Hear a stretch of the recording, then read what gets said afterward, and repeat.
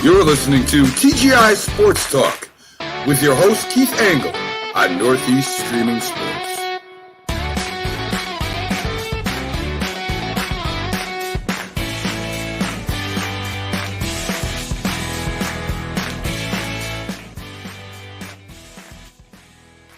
Good morning, everybody. Keith Angle here for TGI Sports Talk Sunday stream of consciousness. We are struggling to get through, but we're making some progress. I won't do Perth math, so Rick Sherlock doesn't call me out again. But I'm probably past the 50% mark, about 60%. Made great strides since Thursday, guys. Wednesday night, I was still struggling on the college sports huddle, but we made it through. Did a little guest spot with Tanner D on Let's Talk Sports on Thursday night. Enjoyed that with NCAA basketball. And we're making some progress. Finally, my Perth math says I'm at 60%, which is 10% better than yesterday. I think I figured out where my math flaw was, Rick, if you're with me today on Friday when I was saying I was at 50%, but that's 100% better because I was at 0. 100% better would have been 25%. I figured that out now. Guys, welcome everybody who's watching us. We're on Northeast Streaming Sports. We're simulcasting on Let's Talk Sports. Also, of course, on the TGI Sports Talk page, you can see us. We're on Facebook, YouTube, Twitter, all the shows you can catch in any of those locations. Obviously, if you're watching me now, you don't need to know about that now. We got a lot to talk about today, though. We're going to get into a lot of college basketball news, coaching-wise. Obviously, the conference tournaments are winding down. We've already got a bunch of teams that are in. We'll look at some bracketology. We'll look into some Major League Baseball news, Yankee injuries piling up, an interesting 50th anniversary, which we'll touch on today, some WBC news, and some other news, maybe most improved. Maybe we'll get into the way too early power rankings. We'll talk some NFL, and in the NFL, and we'll get into this too, and we can start show off with it if we want, or we'll talk about it during we can talk about it now. The NFL lost two greats this week. Bud Grant, a longtime coach of the Minnesota Vikings, also coached, I want to say at least a decade or more. If Rick Sherlock's here, and he'll probably help me with that. How long are you coaching the CFL?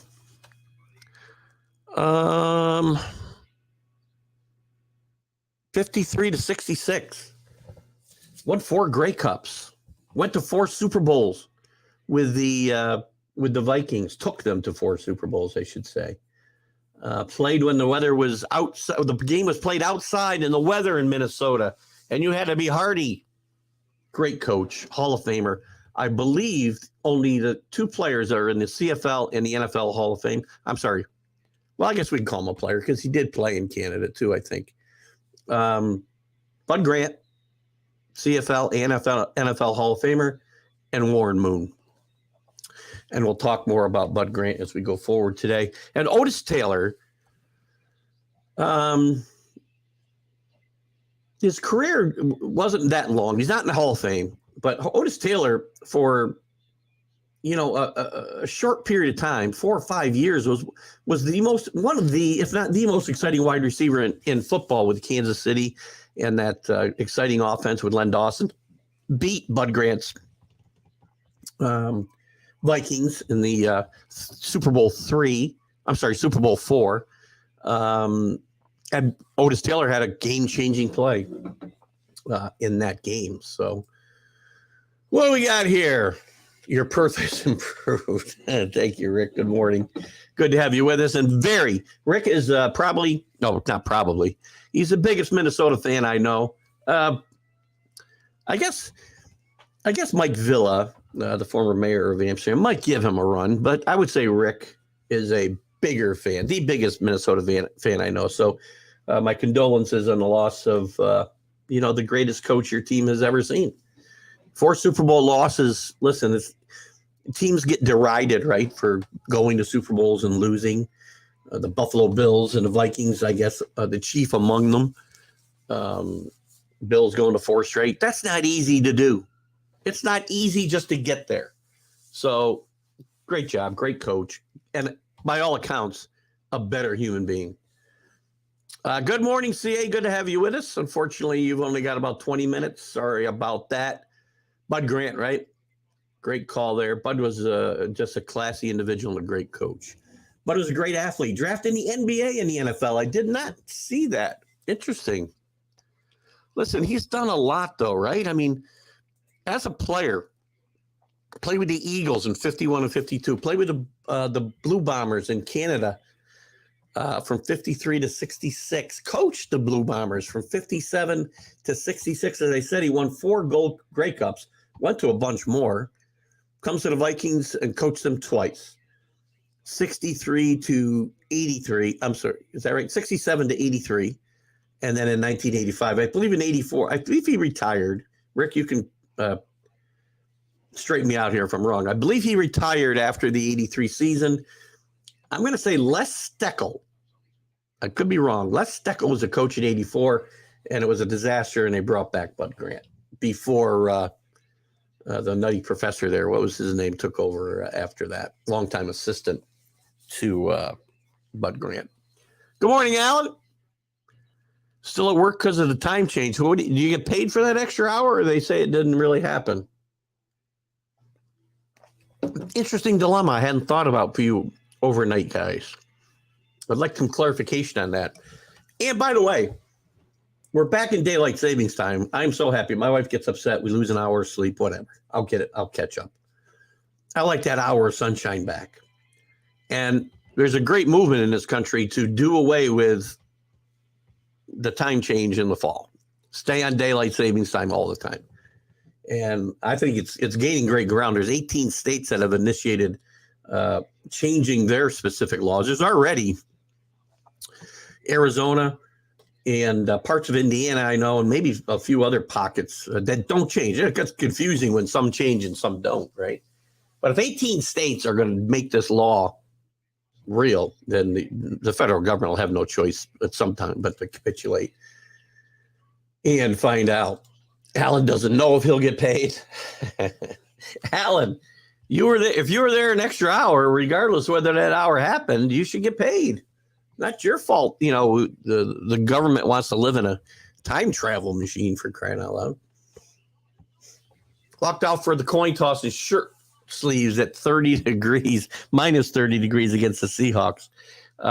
Tough guy, Bud Grant, and had some great teams, right? Listen, if you can get, and I don't mean this to sound disparaging, I guess it will, but if you can get to a Super Bowl with Joe Kapp as your quarterback, again, longtime CFL quarterback, Bud Grant, I believe, brought him into Minnesota when he, I don't know if it was right away when he got there, but later on. Joe Kapp was by far from one of the better quarterbacks in the NFL, and he got to the Super Bowl with him. So great job. Darker in the mornings, but sundown mooses. Yes, thank you, Drew. Good morning to you. Good job yesterday with your draft. Sorry I could make it in person, but you would not have wanted me there yet yesterday. And today we're making some progress. We're probably 10% better. I would say I'm to 60% today. So let's hope that doesn't go backwards, which has been the trend. But I think we're getting over the hump. And I'll take the Morgan. My wife and I had a discussion yesterday. You know, I don't drive to work anymore, usually, because, you know, we've been working from home for 3 years. But when I did go to the office, I much would rather drive to work in the dark at 6 a.m. than drive home in the dark. You know, that was just always my thing. What do you got here, CA? Bud's best team didn't make the Super Bowl. Blown out of bounds call before the Hail Mary cost him a Super Bowl. Fran's father his life, and Fran's father his life. I don't follow that last part, but that game you're talking about, I believe, was a Dallas game, right? Nate Wright gets beat by Drew Pearson. A lot of discussion on that play. I remember being a kid. I want to say it was in 74. Rick, you can help me there. Dallas, the NFL may have just instituted or just recently instituted the wild card, and Dallas was a wild card probably for the first time ever. Had to go to Minnesota, and Minnesota was winning the game when there was a Hail Mary on the last play. A lot of confusion. A lot of people think Drew Pearson pushed off on Nate Wright, and it should not have been a touchdown. I don't remember the blown out of bounds call before the Hail Mary, but I will certainly check it out. As when I hear these things from you guys, I like to do some YouTube research, and I can usually find the plays or situations that we're talking about. So, listen, Bud Grant had some great teams with Minnesota. They could not, that didn't get over the hump to the Super Bowl. I mean, they lost to some good teams in the Super Bowl, right? They lost to Kansas City, which was really a powerhouse in the AFL at that time. They lost to the Miami Dolphins, who were going to back-to-back Super Bowls. They lost to Pittsburgh, who was just ascending into the great team that they were becoming. You know, and people talk about the Dallas Baltimore game being a bad football game to watch. I just rewatched a lot of that. I don't remember the number. It was in New Orleans. The weather wasn't good. And that Pittsburgh, Minnesota game was just atrocious. And then they lost to the Raiders in 76. They kept running these teams, you know, that were, you know, super teams and just a little bit better. But this is a guy, I mean, he gets to Minnesota. He goes 3-8 his first year. He wins the Central the next 4 years. Actually, he wins it the next 10 out of 11 years. He wins the Central and wins, you know, he averages about 11 wins a year. His best team was probably that, I guess it was that 10-2 was 75. Maybe the playoff was in 76, but there was 75 season. They were 12-2. They lost to the Cowboys in that Hail Mary game that you're talking about there, CA. But some great teams that didn't get to the Super Bowl even. I mean, he had years where he was 12-2, 11-3, 12-2. No, they got to the Super Bowl that year. He got to the Super Bowl back-to-back years against the Dolphins and the Steelers. Could have gone 3 consecutive, except for that. You're right. I sat with Fran at a trade show, and he said that was his best team. You know, Fran Tarkenton is an interesting guy too. We've got some. It looks like the Tommy Kramer thing has fallen through, by the way, Rick. Because as I thought, Tommy's wants money.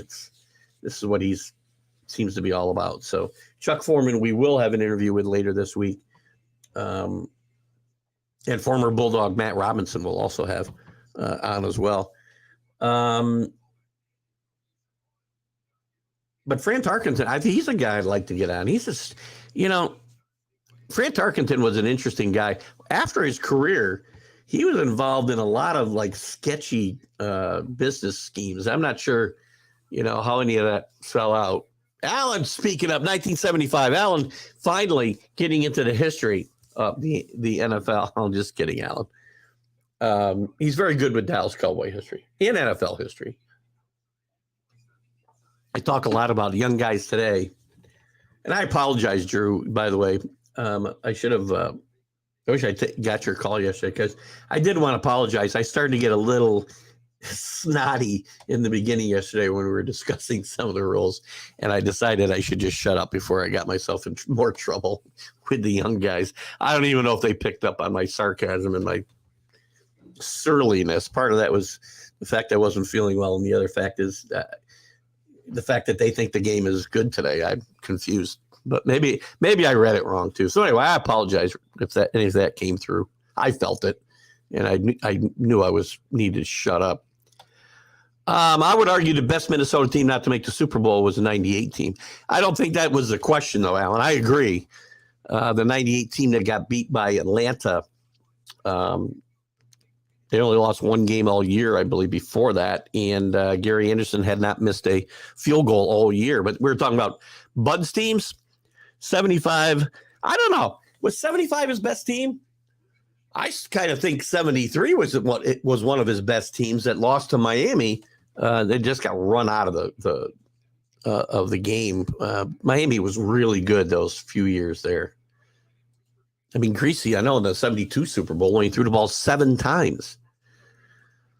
Yeah, I've heard that as well. Rick, it's unfortunate. I like the guy, but, he's being a bit of a diva, and that's fine. We'll find other guys. Good morning, Kenny Gifford. Good to have you with us. The beauty of soon as things get missed, right? I started to really get a little, and I think other people were probably talking it, and my comments were getting missed, which is fine. Because after I made 2 or 3, I thought I should shut up.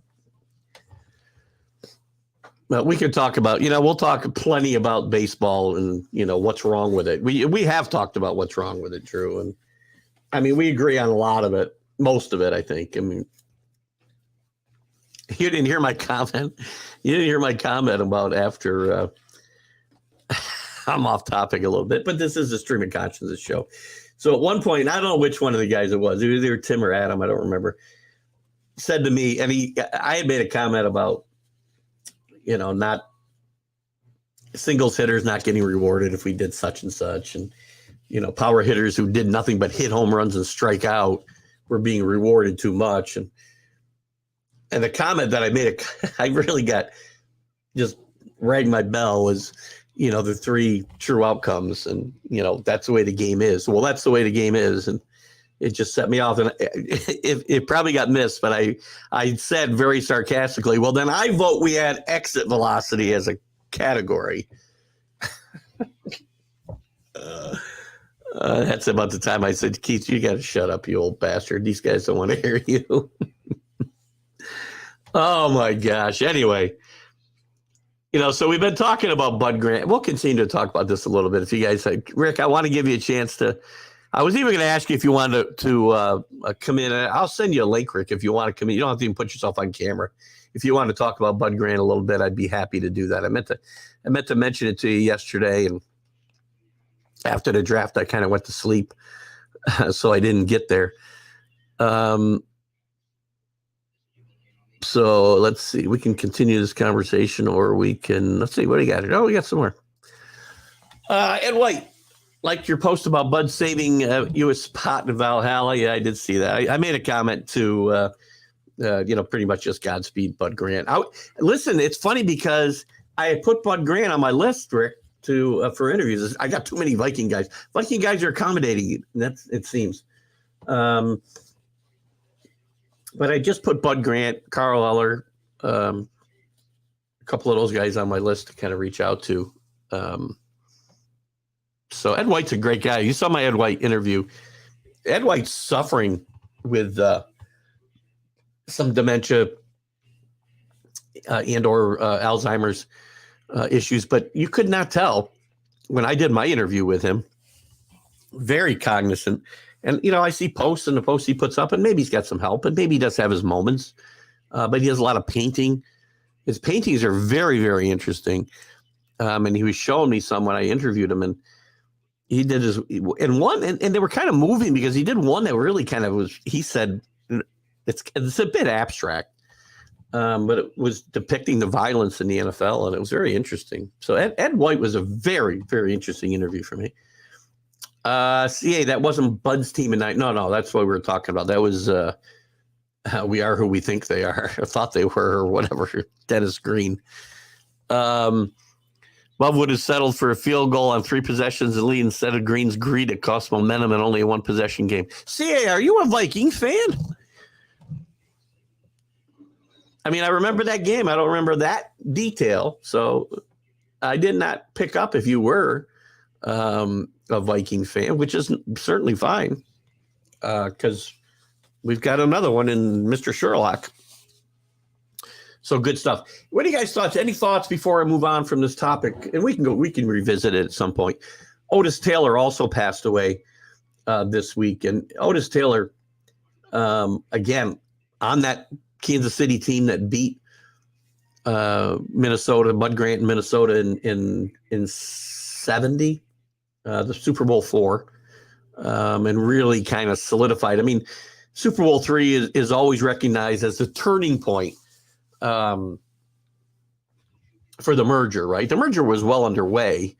The the Jets' victory certainly gave it energy, but what really solidified it was the Chiefs' dismantling of the. Sorry for the words, but it's the only word I can use because Minnesota really wasn't in this game. If you watch it, really solidified the AFL ability to compete. So, taking candy from a baby. Is that another Drew Green? Who's Drew Green? Is that another Dennis Greenism? We are who they thought they were is my favorite Dennis Green. And what was the other one? So-and-so's not walking through that door. Dennis Green is quite a character too. Anyway, Otis Taylor, for a 3, 4, 5 year stretch was one of the best wide receivers and a guy who helped change, I think, the way the NFL was played. There weren't a lot of guys like Otis Taylor, big, strong, fast wide receivers. I mean, you think about Don Maynard, the great player for the Jets, not this big strapping guy. Otis Taylor looked like a freaking linebacker. And he was a great player, not in the Hall of Fame. I saw a lot of posts after he passed that, it was a crime that he wasn't in the Hall of Fame. And I know the game's different, so it's hard to compare the eras. And I mean, my immediate reaction was, yes, he should be in the Hall of Fame. And I went back and I looked at his career, and it's hard to look at those numbers and say, yeah, he definitely belongs in the Hall of Fame. And I have an issue already with the NFL with too many guys that just don't seem to belong because they've got to have a quota they meet every single year. But he was a great player. Oh, yeah. Hank Stram was, by the way, first game, that Super Bowl IV was the first time, I believe, any coach was ever mic'd up. I could be wrong about that, but I know in a Super Bowl it was. And like taking candy from a baby. I remember that. And to keep matriculating that ball down the field, Leonard. Oh, gosh. Great stuff. Hank Stram was a really good coach. And, I think some of Hank Stram's greatness gets lost in his personality. I mean, look at that Super Bowl. You couldn't have more different personalities on the sidelines than Bud Grant and Hank Stram, right? So you could probably take Bud Grant, put a microphone on Bud Grant, and it would take you an entire career to get what you get out of Hank Stram in one game. So anyway, good stuff. And we can certainly circle back here, but we want to get into some other stuff here. Let me get into let's get into yesterday's March Madness. We'll go more in depth on Wednesday. The selection Sunday's today. Believe it, 6. I want to say 6:30. Might be 6 o'clock. Yesterday's results. Some interesting games yesterday. And some interesting finals coming up today still. Yesterday, Houston beats Cincinnati in the one of the semifinals in the I should just go by.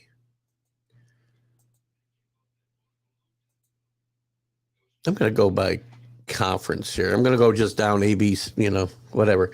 So in the A10, VCU beats St. Louis 90-78, and Dayton beats Fordham. Fordham had a great year this year. I was rooting for them to win this tournament and get in the NCAA tournament, but a really good turnaround year for Fordham.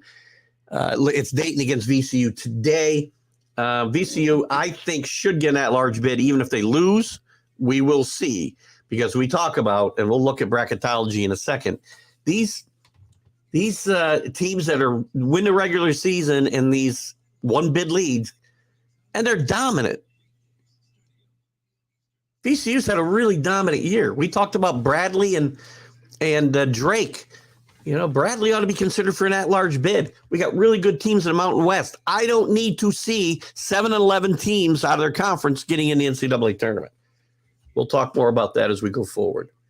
Let me do a couple of these leagues, and then we'll move on. I'm going to go quickly through them. The ACC, Duke beats Virginia. John Shire wraps up kind of a roller coaster season for Duke. Got off to a fairly strong start. Had a bad middle of the season.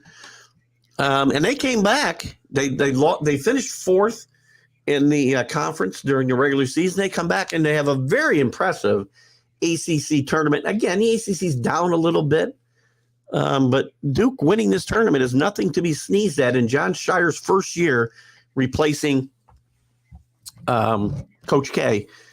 Now, a few weeks ago, a month ago, they were on the verge. They were on the bubble. They're on the verge of not being in the tournament.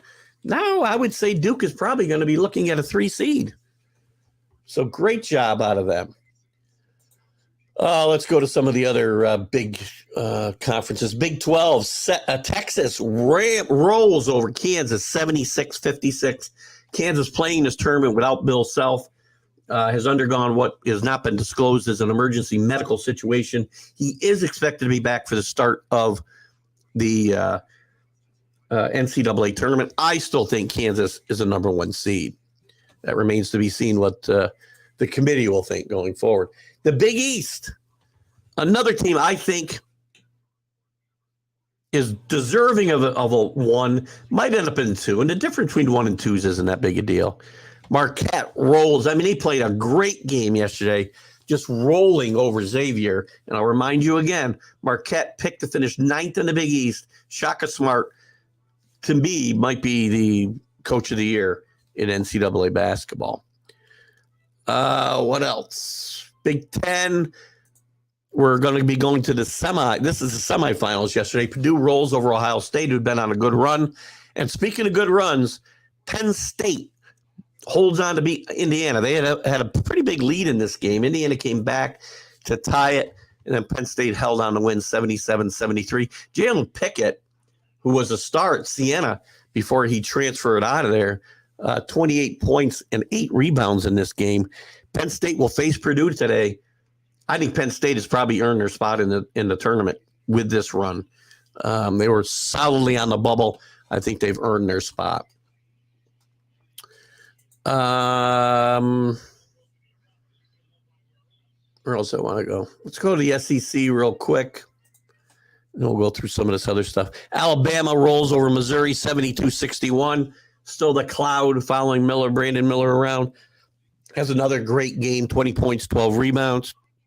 Texas A&M and Buzz Peterson, former Marquette coach, continues to roll 87-75 over Vanderbilt. Vanderbilt may have got themselves in the tournament. We'll see with their run. I think Missouri is likely in as well. And again, for reference, both these teams 11-7 in the SEC, not 8-10 like Mississippi State, who's on the bubble, not 7-11 like West Virginia, not 8-10 like Oklahoma State, who both got blown out during the Big 12 tournament. I know we got a couple comments here. I'll stop for a second.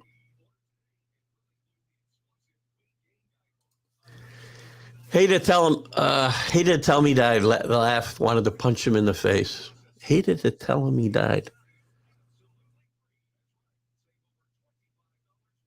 That laugh, I wanted to punch him in the face. What? I think I'm losing. Oh, yeah. Hank Stram and yes. Oh, that laugh was awful. It was like a giggle, right? The Big East was like watching a hockey game. Some great defense. Marquette played some great defense yesterday, I thought. And Xavier, of course, played into it, I thought as well, hoisting too many three-pointers as they were trying to get back in the game. But, you know, you watch these games. If you've watched these games this week, college basketball is so superior to the NBA. It's really sad. I mean, yes, there's still a lot of three-pointers, but they move the basketball. They play good defense. There's strategies involved in, you know, whether to play zone or whether to play man-to-man. And there's just a lot of great players. Just got a Facebook comment on Hank. Had to delete it. Oh, you got a warning for a comment on Hank. Share it here, Rick. I'd like to see it. I don't have to post it. Let me put it in the comments. Purdue's big man was dominant. Yes. The Purdue's back playing pretty well. Purdue had a late season swoon that had me a bit worried. They probably have locked up a number 1 seed themselves. We'll look at that in a second. Looking at some of the other. Let's look at the scoreboard from yesterday. I won't go through all the rest of the tournaments necessarily. Oops, that's Friday. Saturday. Division I. By the way, Colgate finishes a great season winning their tournament. Houston 69-48 over Cincinnati. I gave Cincinnati a puncher's chance here, and they didn't do very well. Houston's a really good team. They do lose one of their better players in Sasser yesterday with a groin injury. They're unsure if he's going to be able to play today against Memphis. Today, Memphis won yesterday big over Tulane. This is going to be a war with Houston and Memphis today. They had a great battle just last weekend, and Houston barely survived that. And with down one of their best players, it's going to be a little tough. Houston's the number one seed either way. Memphis has played their way into the tournament if they weren't already in, and played very well. We talked about Texas romping over Kansas. I still think Kansas will be a number one seed. Alabama wins today. They likely are a number one seed. They'll be playing Texas A&M, as I said, but this will not be an easy day for Nate Oates in Alabama. Purdue rolls over. We talked about Purdue. We talked about Marquette. We talked about Duke. Talked about all these games. Utah State gives San Diego State all they could handle, 62-57 out in the Mountain West Championship. San Diego State's had a great year. Probably going to be a 4 seed. Could sneak into a 3. We'll see how it hashes out. Utah State is definitely in, and I do think that league should get 4 bids. We'll see whether that happens. Problem is, if you get a bid stealer, some of these, rather than take the bid away from these lower tier power conference teams, they're liable to go to the better mid-major schools. Vermont punches their ticket with a 79-59 win over UMass Lowell. Yale will play against Princeton as they roll over Cornell, and Princeton beat Pennsylvania yesterday by 7. Howard wraps up the MEAC final, 65-64, and a nail-biter against Norfolk State. We talked about VCU playing against Dayton today. Grambling loses to Texas Southern. So it's a one-bid league, so it's not really stealing a bid. Grambling was one of the best teams in that conference. Texas Southern just 7-11 and 14-20 on the year. They earn a bid to the tournament with a victory in the SWAC final. Toledo gets beat by Kent State. I like Kent State here. Kent State's got a shot at winning a first-round game here, depending on who they match up with. 93-78. Iona, we got some news. We'll talk about some coaching news here in a second. Iona, and I'll talk about this one right away, 76-55 rolls over Marist. They're going to go in, be a live dog in the first round under Coach Rick Pitino. Rick Pitino, this will likely be his swan song with Iona. Rick Pitino's already tied to talks at St. John's, Georgetown, although Georgetown's also looking at the Penn State coach. But Pitino's tied to St. John's, Georgetown, and Texas Tech. I think Rick Pitino and St. John's are a match made in heaven. If anybody's going to revive that St. John's program, Mikey Anderson fired over the weekend. Good basketball coach. He brought in a lot of talent there. He was able to recruit very well. They used to win games. Elsewhere, Florida Atlantic does not let themselves, and this would have set up an interesting scenario too. If UAB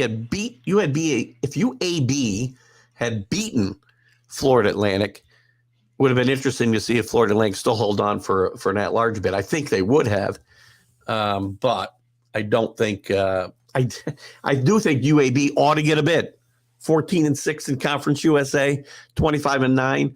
Not an awful basketball conference, guys. Again, I'd rather see UAB in there than one of these teams like Mississippi State, Oklahoma State, West Virginia, and I'm sure there's a couple others I can think of. UC Santa Barbara beats Cal State Fullerton in the Big West Final, 72-62. And Grand Canyon returns to the big ass tournament. The big dance. 84-66 over Southern Utah. Oh, what do we got here? Sorry to say I don't follow college sports much, but I already missed Coach K and now Jim Boeheim. We're going to talk about that here in a second, Drew, for sure. I'll talk about some coaches right now. Jim Boeheim, and I talked about this on a college show, but I know a lot of you guys don't tune in on Wednesday nights. Jim Boeheim is a career. Coach K's already missed. John Shire did a really good job in his first year. We'll see whether he can have the type of consistency that Coach K had. Jim Boeheim, after 47 years, you're never going to see this again, guys. Never going to see guys spend 47 years at the school. Coach K was at Duke for 42 years. You're not going to see that anymore. You're not going to see guys coach 40 years in total. I mean, people talked about Jay Wright, being at Villanova for 47 years as head coach, 60 years affiliated with the school for Jim Boeheim, going back to his playing days, and a remarkable career. 1,100 victories, put Syracuse on the map. You think it was easy recruiting? Now it got easier when the Big East came into play, and it was a made-for-TV league, really, because basketball wasn't all over the airwaves at that time. But getting kids to come to Syracuse in the dead of winter to play basketball, great recruiter, great coach, polarizing figure. I understand. People think he should have won more. He was at Syracuse, guys. He wasn't at North Carolina. He wasn't at Kentucky. He wasn't at UCLA. 35 NCAA tournaments, 5 Final Fours for Syracuse. There's a lot of big name schools that have been to 5 Final Fours. Bigger name schools. 1 national championship. Great coach. He'll be missed for sure. Mike Anderson out, as I said. Some other chatter here. Patrick Ewing fired at Georgetown. Listen, rightfully so. He had a horrible record. They had to break a 27-game Big East losing streak this week. Just unable to get over the hump. They won the Big East tournament a couple years ago, which really saved his job. But as it was only a stay of execution. Patrick Ewing will be an assistant coach somewhere again, probably in the NBA. Mike Bray leaving Notre Dame, a bad year for Notre Dame this year. I think they were 11-21 maybe. Mike Bray leaving Notre Dame, but saying he may not be done coaching. Pastner from Georgia Tech had a good career at Memphis before that. Chris Beard got fired by Texas. Looks like he's going to be the Ole Miss head coach. So we turned a blind eye where it's warranted. I mean, I know the charges were dropped, but if we think nothing happened here, then we're nuts. Coach Terry, who took over on an interim basis at Texas, I don't know how he does not get the full-time gig here. All he did was lead this team to a tremendous top 10 season and a Big 12 championship in the tournament yesterday. Adams, the coach for Texas Tech, is out after making some very insensitive remarks, especially in today's day and age. I guess at another time it would not have been taken quite as direly, but he knew when he said it, he made a mistake. He apologized right away, and he was not able to survive. They're looking for a head coach.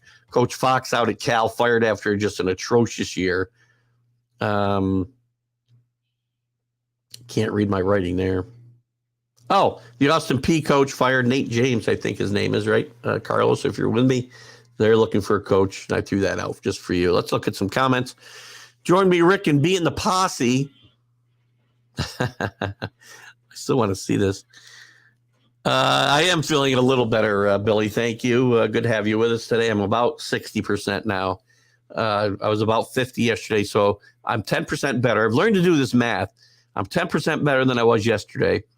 My comment Friday, I kept saying, was I'm at 50%, which is 100% better than I was yesterday. But I kept saying I was at 0%. Or the day before, so that is actually would have been much larger than 100% better. 100% would have been if I was at 25%, which is probably accurate. But Rick pointed out the failure of the math Perth system, the math system at Perth once again. Good morning to the pulverizer. I don't really understand how losing. I don't get it either. You know, there's a lot of teams. Records matter, right? We put too much emphasis, and I understand if you're playing crappy teams and nothing but crappy teams, it's got to matter a little bit. But don't tell me teams with bad records, 6 games over 500 overall, under 500 in your conference, and I should put you in because your strength of schedule was 12th in the country. Well, you didn't win any of the games. And by the way, schools like Oral Roberts, I mean, they played Houston this year. They can't. You think they can get the Kentuckys to play them in 1-1s? And if they play them, they got to go to them every time. You think they'll play a 1-1? No. God, it ticks me off. Records matter. I'll talk a lot about this Wednesday night when we get into we have the selections show tonight. We'll talk about who gets lost. We'll see. You may use the term pushing their ticket if Facebook doesn't like words that I was worried about. So I can't say punching. Oh, so you talked about punching. You talked about punching Coach Stram in the face, basically what you put in there before. Facebook can bite me. You know what? I mean, Jesus Christ. I'm so tired of Facebook and the political freaking correctness police out there and this woke country that needs to go back to sleep. Jesus. I watched Chris Rock's special yesterday on Netflix. It was very funny. And Chris Rock, like him or hate him, I mean, again, some people aren't going to like what he does because he's a little raunchy during his stand-up, but he's very funny. And he talked a lot about, the political correctness, the things you can't say to offend people, and the wokeness nonsense that we're dealing with. And how Facebook bans me for a month. I could use a month off. But it's gotten so ridiculous. I'm afraid to say anything to anybody. And he talks a lot about selective wokeness. Our outrage is selective. He talks about how the incident with Will Smith was selective outrage on his part. Everybody else had been calling him out about all the crap going on in his marriage and his wife's being a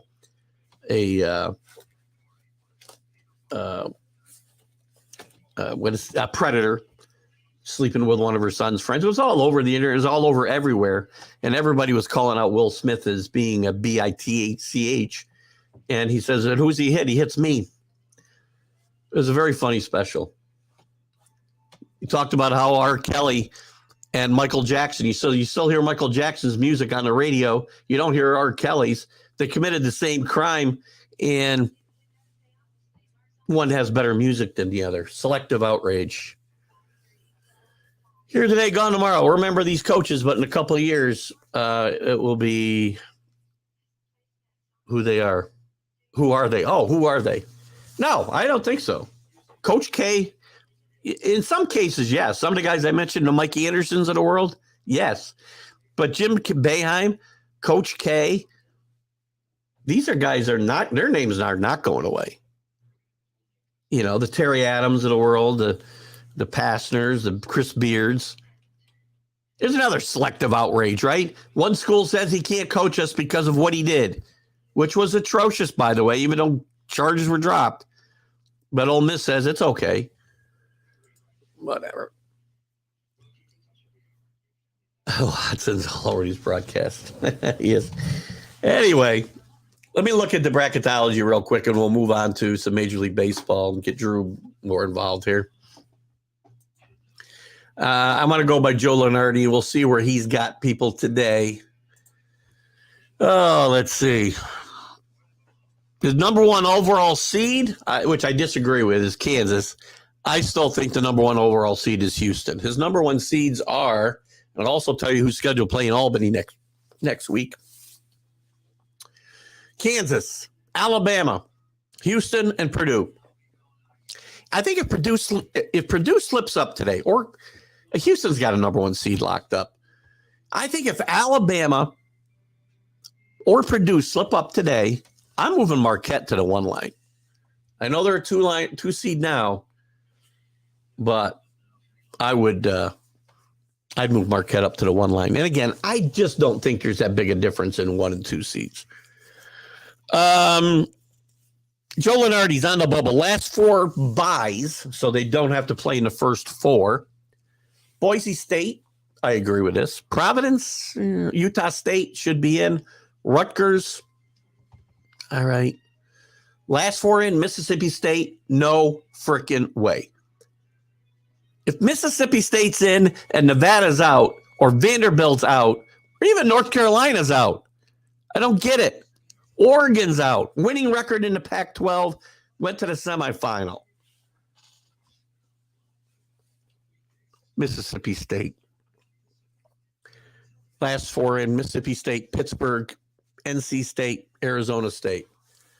I probably only got a problem with 1 of these. Because the first 4 out, Oklahoma State should be out. My biggest problem is West Virginia's not even here. West Virginia's in the tournament. So I got 2 problems. I got at least 2 problems. West Virginia and Mississippi State.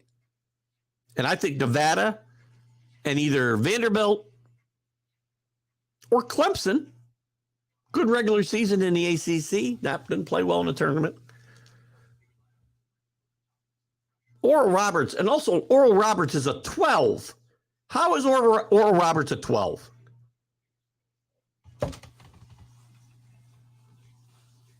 Four losses this year, not one bad loss among them, and they rolled over the rest of their schedule.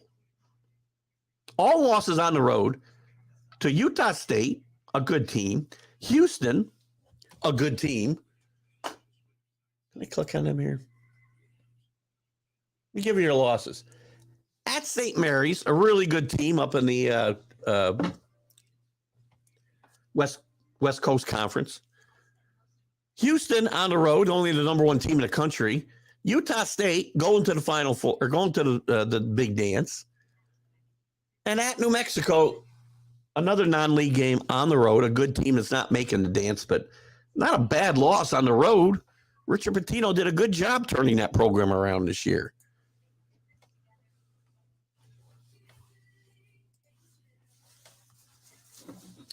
Kenny, can't say anything because people have gone so sensitive. I would know bullying. I agree. Bullying's bad and a part of life. There's more bullying done on Facebook that people get away with. Some people I consider friends bully people like crazy. Yeah, what you do with a bully is you punch him in the face. I agree. Sort of like the big bully Alabama and win.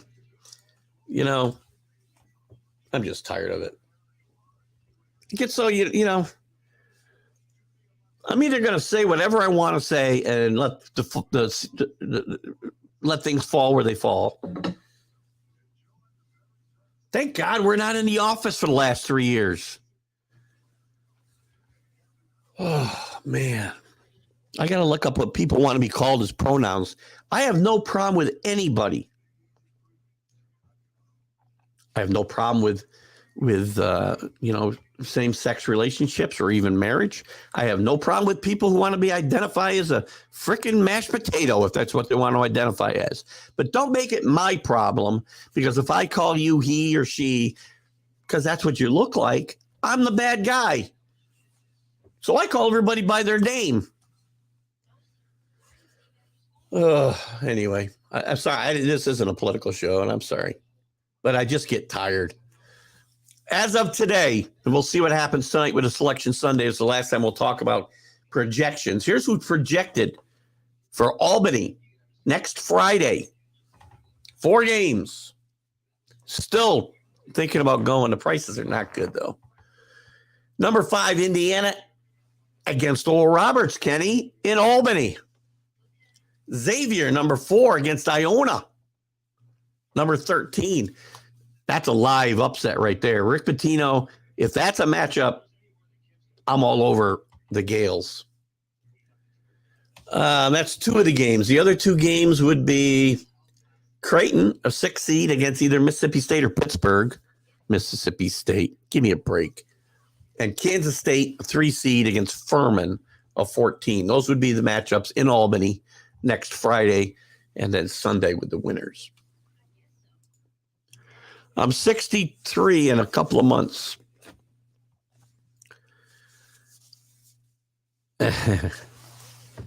Once I'm retired, I'll say whatever I want and I'll get away with it. Believe me. And I'll just say things to be outrageous, man. I just want to be able to have a conversation and not have my mind going, what can I say to this person? Because I don't get offended by anything, guys. I'm offended by people that are offended by everything. Do I get passionate and angry about things? Sure. But offended? No. Do what you want. Just don't involve me. You know? Anyway, what else we got? What else did I miss in college basketball here? There was a couple other things I want to talk about. We talked about Shire's Blue Devils winning. He said it was a surreal feeling to win this tournament in his first season replacing Coach K. Great job. I think John Shire's done a great job and should be commended. Arizona, I didn't mention, I don't think, wrapped up the Pac-12 with a win against UCLA. UCLA probably going to get hurt in the seedings because of losing their best defensive player, whose name's escaping me for the moment. It's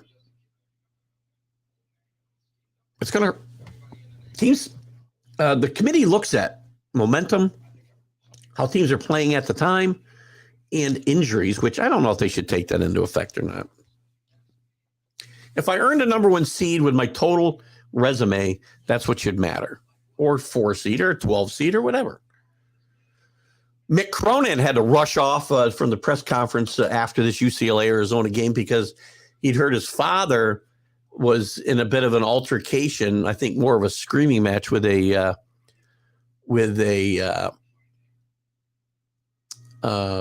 Arizona fan, his 81 or 82-year-old father.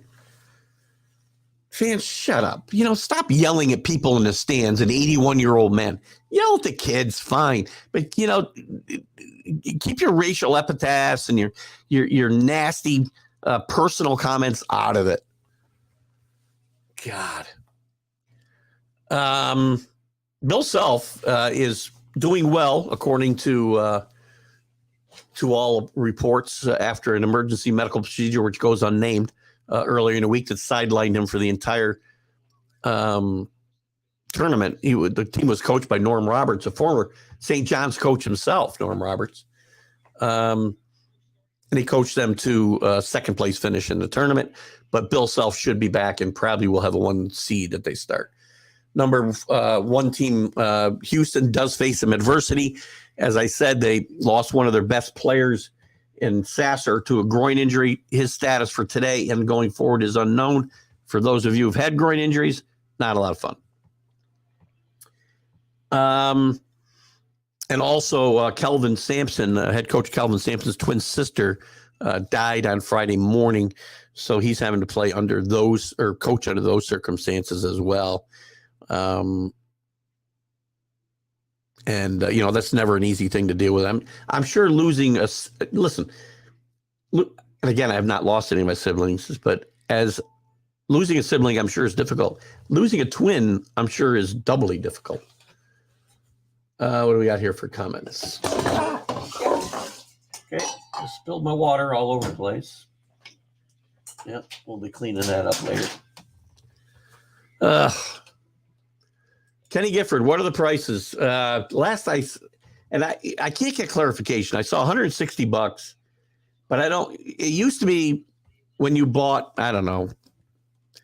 I can remember the last time I went to the first and second rounds, it was like $90, and you got all 6 games. You got the 4 games on Friday, the 2 games on Sunday. But I can't get clarification whether the $160 I'm paying is just for Friday's session, or it's for 1 game, So I'm going to look into it a little more today and find out. As of today, he's moved UConn out of the Albany. This isn't a done deal. Tonight, during the selection show, you'll see whether they are. We were looking forward to seeing UConn in Albany and Andre Jackson from Amsterdam, who's played really well late in the season, especially, and he played well in the tournament, coming to Albany. AP is looking for a coach. As we said, he wanted Coach Tibbs to put in his resume, I heard, for that job. You're betting Self had a stent put in his heart? Possibly. And again, that's something where I guess you can come back in a week or two. So he'll be back. We talked about Texas. I don't think I have anything else on the NCAA I want to get into. Wichita State did fire their coach, Isaac Brown. I don't think I mentioned that. Matt Bradley, as we said, led San Diego State. Well, one of the biggest questions, who gets the final number one seed? Alabama, Kansas, and Houston are locks. I think if Purdue wins, they get it. I think if Purdue loses, I think it could be Marquette. Texas, though, could be in that conversation as well. Number one overall seed, I still think is Houston. They think it's Kansas. Which team is saying the biggest gift basket to Sonny May? Oh, God. There were 5 potential bid thieves on Saturday. We talked about bid thieves. Somebody who could steal a bid away from somebody else because they weren't, going to get in that large bid. They'd have to win the tournament. Now, one bid leagues don't come into this. Ohio State lost. Cincinnati lost. Vanderbilt lost, but I think they're still in. Lenardi's got them out. I think they're still in. Tulane lost to Memphis badly. And finally, UAB lost to FAU. 2 of these teams that they're calling bid stealers, I think should be in a tournament anyway. I think UAB should be in, and I think Vanderbilt should be in. So now the problem is with like Vanderbilt or Ohio State, they're liable to steal a bid from their own league, or hurt the Mountain West who want to get 4 bids, and they'll probably get 3 because somebody stole a bid. Really, no big bid stealers left though. I mean, Memphis is going to be in. Who's the games being played today? That's what I didn't look at. Games being played today. There aren't many.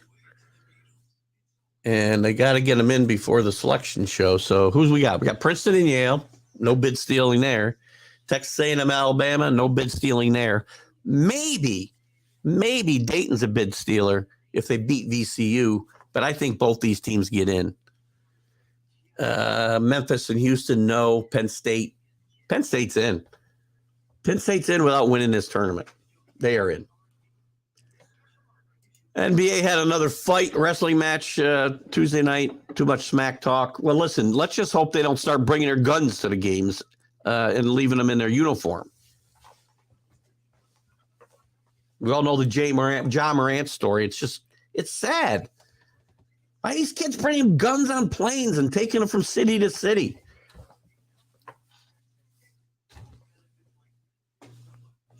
Ridiculous. Let's move on. Let's talk some Major League Baseball. What's going on in Major League Baseball, Drew? Feel free to bring up whatever topic you want to talk about here. WBC, the USA won yesterday, by the way, 2-1. Where's my let's look at the scoreboard from yesterday. The USA sneaks by. Where's that's March 12th. Where's just go to scores. Yesterday, Italy beats the Netherlands. Netherlands now, I believe, is going to be out. Good story. They won their first 2 games. I'm not sure. It's still. I think it was a winner get done. We'll see how it works out in pool. They're still in pool play, and we'll get into that in a little bit. That game's today. It's bottom of 7, Italy. Sorry about that. Japan, they wrapped up Perfect pool. They're into the quarterfinals. Japan won 10-2 over. Boy, how the heck am I supposed to know who that is? All I have is the flag. Oh, there it is. Czech Republic. Sorry. It's kind of a surprise entry into this league or this tournament. In a fun game, Venezuela and the Dominican. That pool is loaded, by the way. Wins 5-1. The USA wins 6-2 over Great Britain after having an early deficit. Great Britain, a bit of a surprise in this tournament. Chinese Taipei beat the Netherlands, which made this win probably a must-win for the Netherlands today. They're losing to Italy 6-1, as I said. Puerto Rico rolls over Nicaragua 9-1. Puerto Rico, Dominican, and Venezuela all in the same pool. Korea loses to the Czech Republic, wins over the Czech Republic 7-3. Mexico in an upset loses in the ninth inning of this game 5-4 to Colombia, and Chinese Taipei loses to Cuba 7-1. In the pool play right now, where's the pool play? Damn it! No, I lost it. Hold on. Oh, let's look at the. Well, I could look at the today's games. Today's games, as I said, Netherlands are playing right now, losing to Italy 6-1. United States will play Mexico. That game is at 10 o'clock tonight. God damn. Israel will play Nicaragua. Australia will play the Czech Republic. Great Britain plays Canada. Japan plays Australia. I'm sorry, Japan already beat Australia today. And Puerto Rico and Venezuela. Probably the game of the day. United States and Mexico, Venezuela and Puerto Rico would be the games of the day in my mind. And as we back up and look at the pool standings, if I can get that far, because I can't find another way to it. There we go. Pool A, the Netherlands is 2-1, Chinese Taipei 2-2, Cuba 2-2, Panama 2-2, Italy 1-2. Now the thing is, two of these teams get out of these pools. If all these teams finish 2-2, there's a tiebreaker. I got to believe Italy's in because they beat the Netherlands. Actually, I would think the Netherlands would be in because they beat Cuba, they beat Panama. So I'm not sure how the tiebreakers will work. Japan's already moved on; they're a perfect 4-0, and Australia's 2-1. I think the only team with a chance to catch them would be Korea. And pools C and D have just started play. Colombia and USA 1-0 in Pool C. Canada hasn't played yet, playing their first game today. Britain and Mexico have lost a game with no wins. And in the loaded Pool D, Puerto Rico and Venezuela 1-0. Israel yet to play. They'll play today against Canada. Dominican and Nicaragua are now one loss and no wins. The Dominican would be the odds-on favorite for me in that Pool D. What do we got here? Let me get to your comments. Extensions for Carroll. Yeah, Carroll signs what? A 8-year deal. Is that what I saw this morning, Drew? Carroll and D-backs agree to an 8-year, $111 million deal. Now, my issue here is going to be, and Carroll's going to be a really good player. Where are the opt-outs? It's only a 9th-year club option added to it for $134 million, making the contract if they pick it up. Where are the player outs? Because I love that they lock up this young talent at club-friendly prices, but then if they give them out when this thing's obsolete, players can't have it both ways. They can't have the security of a long-term deal, 8 years, $111 million in this case, maybe 9 for $134. That's the club's option. And also have opt-outs every 2 years because your contract's now obsolete. So anyway, Anthony Price, welcome this morning. I see why people wanted a pitch clock. Yesterday's games was long. You're talking about the WBC games were kind of long. I agree, but I don't think the pitch clock is the way to do it. Games are shorter this spring training. I think they've been shortened by nearly, I want to say 20 minutes. I saw, maybe it's longer. But there's rules. Here's my problem. There's rules in the books to address these things. We don't need to put pitch clocks in. Just enforce the rules that are there. You already saw Matt Scherzer manipulating the pitch clock rule. If you noticed the other day, I don't remember who they were playing, but the batter stepped out, took his one time out. I'm sorry, he didn't take his one time out. What was it? He got in the box. I guess. What the hell was it? Now I don't remember. Drew, you might remember this. Anyway, he found a way to manipulate it to his advantage where he could freeze the hitter. He called timeout. That's what it was. He got the hitter to call timeout, and he stood there set the whole time he was not in the box. Scherzer stood there ready to pitch, and then as soon as the guy got back in the box, he quick pitched him, basically. You also saw the pitch clock kind of play into Harrison Bader's injury. As he felt rushed, and he got an oblique injury. He's going to keep him out 6 weeks now. So the thing is, look, is it going to shorten games? Yes. Is it going to cause other issues? Yes. Are there going to be games that can decide on the pitch clock? Yes.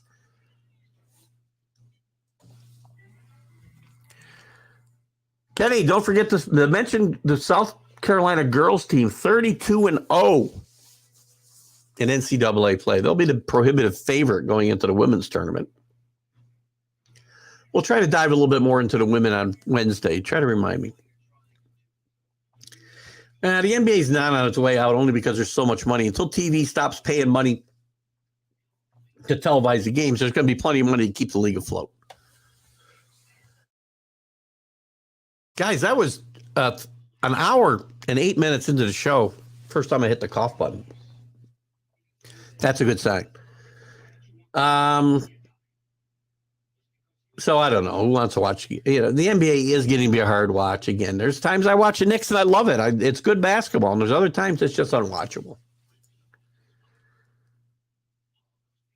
Rick thanks Drew for the fantasy help. Drew had to make double duty. Another big snowstorm. Keep baseball inside. No, don't keep baseball inside.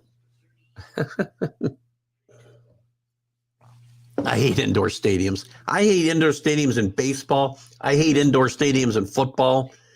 It's not where the games are meant to be played. Play in the elements. And the elements are such that you can't play, you don't play. I'm reading a great book right now called Game 6. It's actually the complete story of Game 6 of the 1975 World Series between the Red Sox and the Reds. Great game, maybe the best game, in my opinion, is certainly in my lifetime, the best World Series game ever played. And Carlton Fisk hits, if you don't know the story, Red Sox are winning early in the game. It's a very great back and forth game. Reds take momentum, go ahead. Bernie Carbo hits an unexpected 3-run home run after having one of the worst swings in the history of Major League Baseball to barely foul a pitch off in 2 strikes. They go into extra innings, all kinds of excitement. Denny Doyle throwing out on a short fly ball to left field. Carlton Fisk, to make a long story short, it's a game-winning, and I won't call it walk-off because at the time we didn't use the term, game-winning home run in the 12th inning to send the game to Game 7. This was after the games were delayed for days because of rain. That's what prompted the story. I believe the game was supposed to be played on Saturday. I don't know, maybe Friday. I feel like the games were delayed 5 days between games 5 and 6. So anyway, it's funny. The book goes pitch by pitch, but in between pitches, they tell stories about the players that are involved in that matchup right now, backstories, going back through their careers. It's a really interesting book, and it's well written, and it's an easy read, man. Flying through it. And we are getting a big snowstorm. You're right. 1 to 2 feet here, it looks like, Monday into Tuesday. So stay safe, people. What else? So listen, the USA and the WBC, listen, their offense is really, really good. The worry is pitchers. they got a lot of relief pitchers, and the starting pitching may not be strong enough. The worry is to get through. They'll get through pool play. It shouldn't be a problem, but it may be a problem once they get to the quarters or the semis. We'll see. Tatis ends his slump. He is playing. He can't play. He's suspended, I think. I don't know how many games he's got left. Drew, you can probably fill me in on that. I can probably look at the article. How many games does he have left here? He isn't eligible to return until April 20th. I thought it was later, and when he comes back, he'll play right field. But he got his first 2 hits of the spring yesterday. Cardinals rookie Jordan Walker, one of the sensations of spring training, got hurt yesterday with a strained right shoulder, sliding into second base against the Astros in the first inning. We talked about Carroll. Jesus Alou, speaking of passing, so another quick rest in peace and Godspeed to Jesus Alou. Mostly a pinch hitter galore through his career, played with the Giants, played with the A's, played with the Astros, played with a bunch of other teams, was part of the only outfield in baseball history to sport 3 brothers at one time when he was with the Giants. He played with his brother Felipe, who was a really, really good player. Another great book I read recently was his autobiography, Felipe Alou, and their brother Matty, all played in the same outfield for the Giants in the early 60s. What else do we want to talk about here in Major League Baseball? Oh, hold on.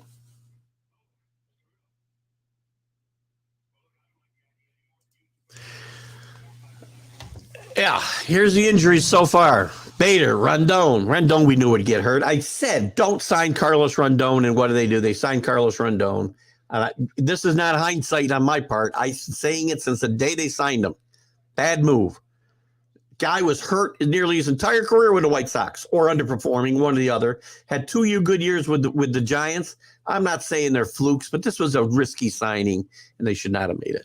Montas, who's been hurt since the day he got here. Trevino, who's an important cog in the bullpen. Tommy Kahnle, local product here from Shaker, second time around with the Yankees, already hurt. Guerrero hurt. Senga hurt. This is for the Mets now. Senga, Quintana, Haniger for the Haniger and Cobb, I believe, for the Giants. Musgrave for San Diego. Alvarez, I'm not sure which Alvarez we're talking about there. DeGrom, of course, hurt for Texas. Jordan Walker, we just talked about. Justin Turner hit in the face. That was a nasty, I don't know that he got any of the helmet. I thought he got hit flush in the face. We'll see when he comes back and how that will hurt him. Buxton for Minnesota, always hurt. Polanco hurt for them as well.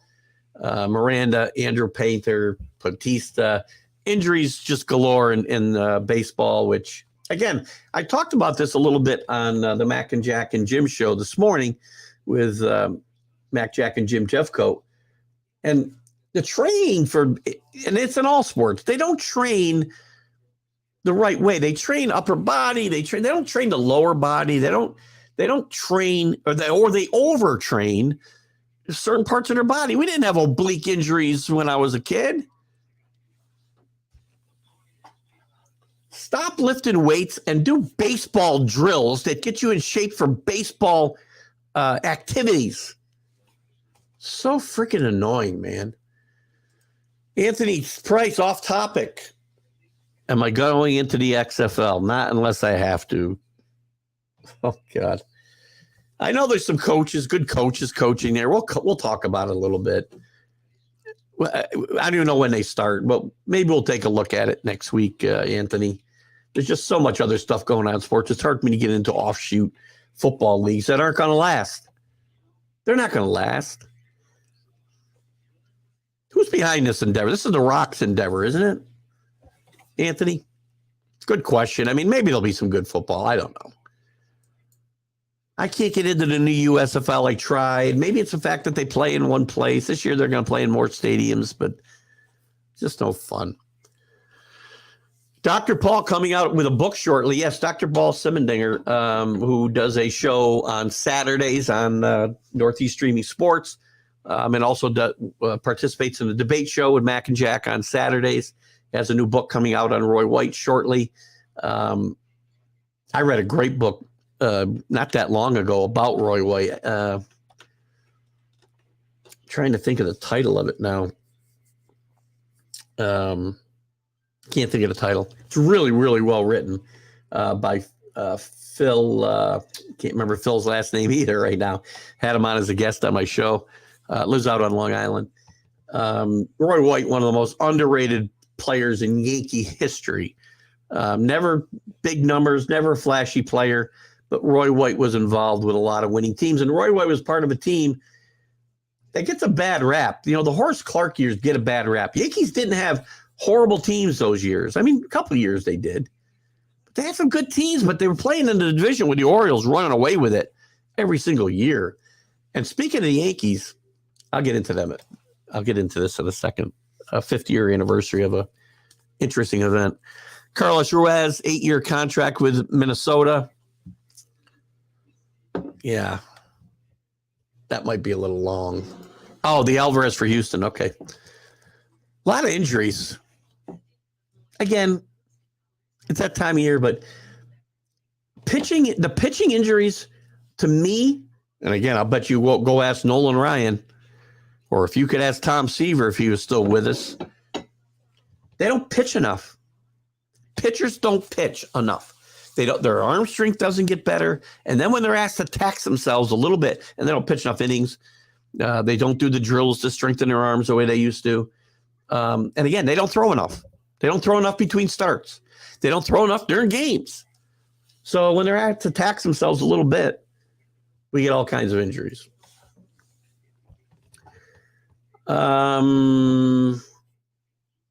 Ethan Salas, a 16-year-old prospect, makes his spring debut with the Padres. I did not hear that, Anthony. I don't think he's going to be making the team. Where's he from? He's got to be from the Caribbean somewhere, right? Don't know a lot about him. Drew might. Drew drives into some of these more obscure prospects more than I do, unless they're on my team. But I don't really know a lot about Ethan Santos. Is that what it was? Oh, Salas. Sorry. Ethan Salas. But I'm sure we'll hear something about him. Let me look him up real quick, just for the hell of it. Let's see what we can find about him.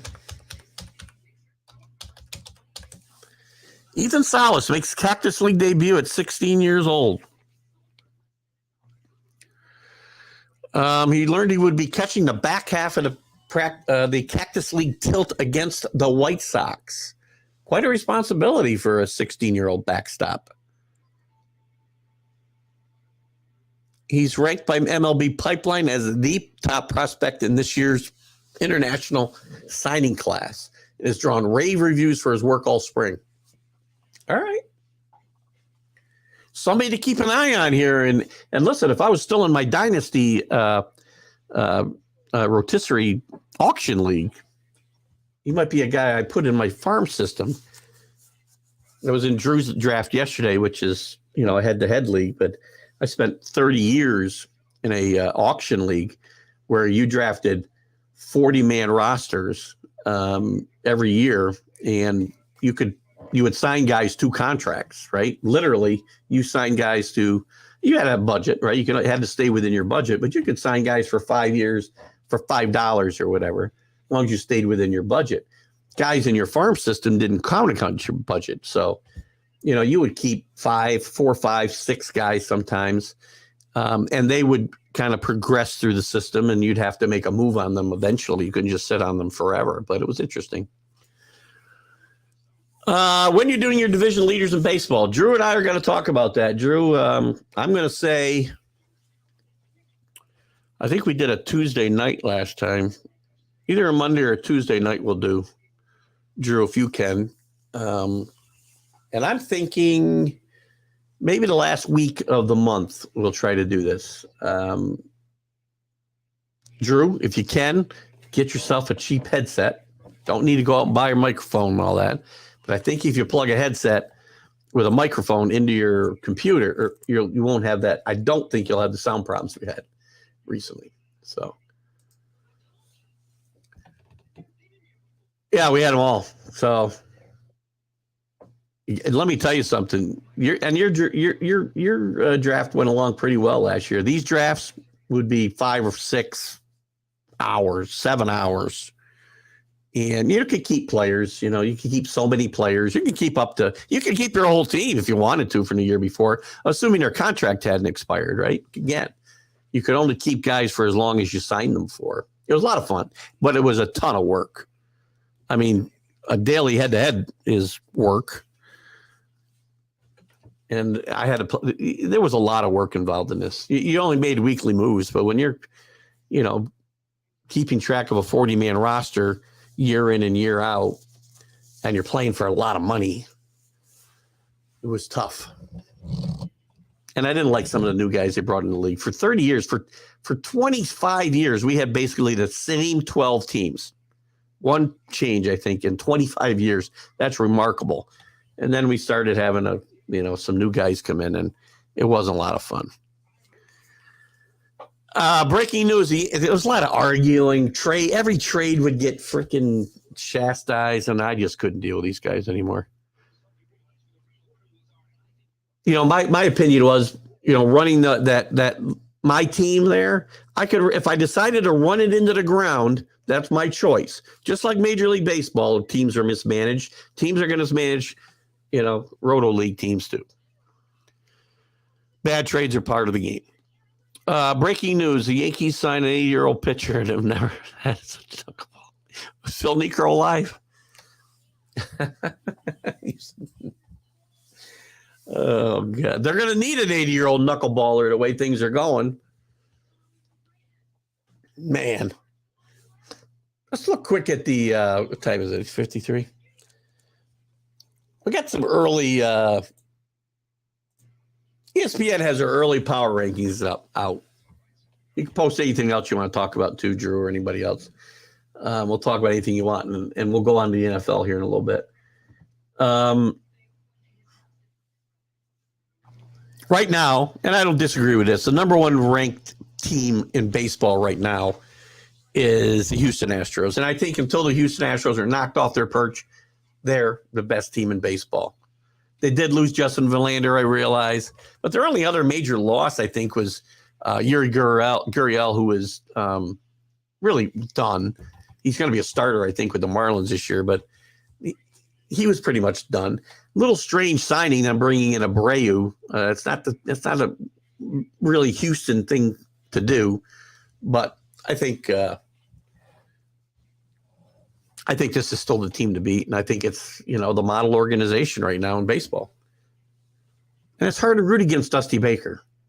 No, I'm rooting for the Yankees to beat them finally. True. Wilbur Wood would be a good candidate for the position Kenny just said the Yankees should petition the league for. Houston's pen is sick. Their starters aren't anything to shake a stick at either. They've got a solid lineup. They don't necessarily play the three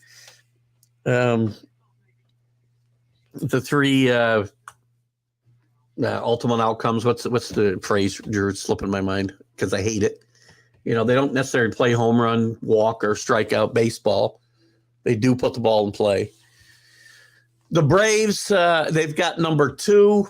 I guess I won't disagree with this. I think they've improved themselves. I think picking up Sean Murphy was a good move for them.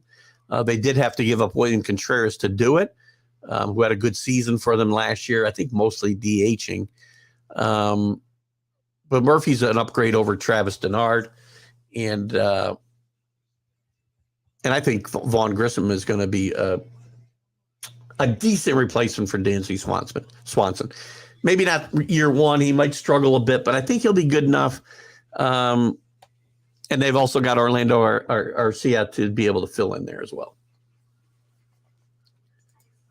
Thank you. 3 true outcomes. Hate it. Bulls pen Braves bullpen very solid. Absolutely. And their starters, again, nothing to shake at in their everyday lineup. Will miss Dansby Swanson, but I think they'll be able to overcome that. Rodgers is signing with the Washington Defenders. Man, I hope that's not true. Actually, I hope it is true. I think that'd be awesome, wouldn't it? Wouldn't that be just awesome? My God. Number 3. I don't know if I agree with this. Not right now. Yankees are at number 3. Yankees have got the injuries to worry about now, and I don't think they've improved left field or third base enough, at least based on what the plan is to start the season with Hicks and Donaldson. I don't think their biggest weakness is facing elite pitching in the postseason. And I think they need guys who can put the ball in play. And I really, on the upside, I think the infusion of youth with the Yankees, whether Velope wins the shortstop position out of spring training, or they send him out to save him on service time or whatever they decide to do, I'd keep him. He's playing too well. Maybe you can move Peraza to third base. Maybe you can move Peraza to second base and trade Torres for a third baseman or a left fielder. Probably a left fielder, because if I decide Peraza and Velope can be the second shortstop combination going forward, and all signs point to the fact that could be the case, then I can move DJ to third base. But pitching worries, I said early on, people were talking about this great rotation the Yankees had, and I kept saying Rendon's a question mark. Whether he's got the makeup to pitch here was one question I had. Whether his health will hold out, as it has the last 2 years. Severino's always, a candidate to go down. So, this team still has some work to do. Saw that Rangers are going. Listen, I think the Rangers. I would probably put the Blue Jays in this spot at 3. And the Blue Jays are all in. You're right. And I really believe if the Blue Jays don't win this year, they're going to break it up. And they better not slide early, because their manager, Schneider, right? After the implosion in the playoffs last year, they get off to a bad start with this team this year. You know who's sitting to his left or his right, wherever the bench coach sits in Toronto? One Donnie Baseball. Be very interesting to see him in Toronto managing that team. It's a distinct possibility. 4, the Mets. Mets already with some injury issues as well. But I think they did a really smart thing in bringing in Verlander, not signing DeGrom to the long-term contract they would have had to, that the Rangers did. I mean, with the money that they would have spent on DeGrom, they were able to bring in Verlander, and they were able to bring in Narvaez. They're also able to bring in the kid from Japan, who's hurt a little bit right now, but his name's escaping me. I think the Mets bullpen is still good. Diaz, I know that pitchers can be relief pitchers, especially closers, can be problematic year to year. But Edwin Diaz had one of the best seasons in baseball last year, and I think the Mets deserve this ranking. The Padres, I still have my issues about the Padres. I know they committed $280 million to Xander Bogaerts. Great shortstop. Leading that Netherlands team, by the way. And they got Tatis coming back. But, putting teams of superstars together. Now you're going to have Bogaerts, Tatis, Manny, Soto, who they've got to sign still. Now they got some good pieces. Kim is a Gold Glove caliber shortstop. You got Jake Cronenworth, who's going to play first base but can play other positions. I'm sorry. Kim is going to play second base this year, I believe. But when you get guys like Bogaerts and Machado and Soto and Tatis, now Tatis signed one of those long-term contracts we just talked about earlier. How long before he says I'm underpaid? Once Soto signs and they've already committed $280 million to Bogarts? Manny's already talking about, if we don't win, I'm out of here. I want out. I don't know. This is my issue, Drew, because you can roll out superstars. The Yankees did this for years in the 80s when they didn't win. Other teams have tried to do it, and it has not been successful. Marlins were successful one year, and they broke it all up. If you remember when Jim Leland was the manager there, and they won the, I want to say can't remember what year it was. Probably the year the Yankees didn't win in the 90s, right? 98, maybe? No, not 98.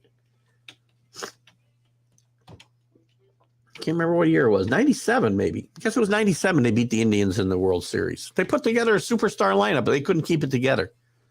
Chemistry's the issue. They got a great manager to try to do that. We'll see. The Dodgers at 6, I don't know. I don't predict, the huge downfall that some people do, especially the Los Angeles hating Mark Mancini, predicting 70 wins for this team. But the lineup isn't quite as deep as it has been, I don't think. Trey Turner leaving. Cody Bellinger, as bad as he's been, leaving. You swapped Justin Turner for J.D. Martinez. Gavin Lux is out for the season. They've got some injuries in the pitching staff. The bullpen is a question mark to me. I'm not sure that this team is really going to be in a. I think they're still one of the better teams in baseball, and maybe top 10, but I don't think they're in the top 6. Why don't GM sign guys for $40 million for 1 year, better than $40 million for 10? Well, I'm not sure. First of all, you have a salary cap, so they don't want to, bust the boat. Although, Verlander's signed for $43 million for 2 years, a year for 2 years. I think it's pretty obvious. If I can get a guy for $40 million over 10, it's only $4 million a year. If I could get a guy to stay for that, then why wouldn't I lock him up? But again, that's a little simplistic, I think, and I don't think it's even, I don't even know if it's a good comparison. The Blue Jays at 7, I think that's too low for the Blue Jays. I think they're higher. I think they're probably the third on paper. We're only talking on paper. We haven't played a game. Third best team in baseball. Really good team. They got Brandon Belt they've added to this team. And Kevin Kiermaier they've added to this team. Dalton Varsho they've added to this team. To go with Guerrero and Bichette. Some interesting moves. This team, I think this team is, as Drew said, they're all in. And I think this is going to be speaking of Johnny, did he ghost us? Mark Mancini is not ghosted. As he keeps reaching out to me, we need to chat. He's busy with a lot of his other endeavors. Sunday morning's got tough for him when I moved the time up, I think. Plus, he's been doing covering a lot of events in LA. But we'll probably have Mark around. He produces a lot of shows. This guy produces about 30 shows a week. And hosts some of them too. Phillies at 8. I think the Phillies are in for a rude awakening this year. They're going to be without Bryce Harper till maybe the All-Star break. He's not going to play the field probably even then. I think the bullpen is certainly an issue. Robertson might be their best reliever. Craig Kimbrell could be good or could be just atrocious. Soto's wild. Their defense is not much better than it was last year. And I just think this team's going to struggle, and I hope not. Rob Thompson's a really good guy, and I really hope he does not fall apart. He wants to forget about the steak sandwiches. Tampa Bay, 9. I don't know. Tampa's going to have a little – well, they're going to have Wander Franco for the whole year, hopefully. That'll help them. Kevin Cash, although he's sometimes not one of my favorite guys because he's a little he's a little bit too, I don't know. I don't know how to I can't even say what the problem I have with Kevin Cash. He's a good manager, but I got a problem with Kevin Cash. He's a little chippy. Seattle Mariners 10. I think this ranking's too low for them. I would put Seattle ahead of Tampa Bay. I would put them ahead of the Phillies. I'd put them ahead of the Dodgers. At a minimum. Cardinals, who knows? I mean, the Cardinals always find a way to have a decent team. They got to find a way to replace Yadier Molina. They're replacing him with Wilson Contreras, formerly of the Cubs. Not a bad player, but he's not Yadier Molina. Goldschmidt and Arrieta are very good players on the corners of the infield, but they play a lot of kids in other places, guys who are scrappy players, but not a lot of superstars. Now, that doesn't mean they can't win. So we'll see how they fare here in the new year. Adam Wainwright, by the way, is back again at 41 years old. And John Flaherty, two major pieces of this rotation. I'd be a little worried about what's going on here. And Jordan Montgomery, you're going to find out, St. Louis fans, he's not this flash in the pan that you saw for 6 weeks last year when he first got there. He's more like the pitcher who finished up the season. Phillies' pen is still suspect despite all their efforts in the past decade. Agreed. As I said, I don't have a lot of faith in that Philly bullpen or maybe the back end of the rotation. Although picking up, Taijuan Walker will be good, but he'll get hurt. He'll pitch great the first half of the year. And the defense is suspect. The best thing they got going for them is Rob Thompson, who's a solid baseball man, solid manager.